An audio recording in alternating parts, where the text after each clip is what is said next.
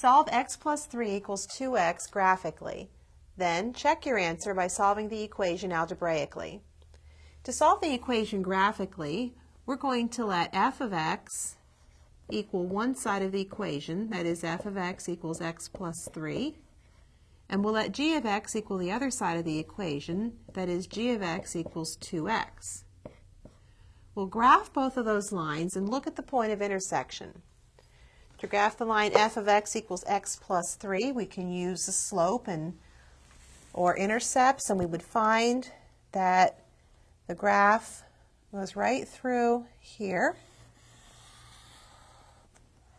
and this would be the graph of f of x equals x plus 3. f of x equals x plus 3. And then we'll graph g of x equals 2x. g of x equals 2x goes right like this.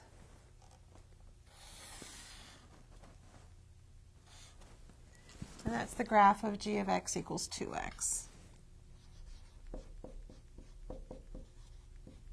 Now we look at the point of intersection here. Reading from the graph, it looks like it's about 3, 6. And we're interested in the x-coordinate of that point, which is 3. This is maybe an estimate because of graphing and being able to get exact, but we would estimate or guess that the solution to the equation would be 3. That's the x-coordinate of the point of intersection. Let's check the answer by solving that equation algebraically. The equation is x plus 3 equals 2x. Subtracting x from both sides, we get 3 equals x. So we can see that the solution of that equation is indeed 3.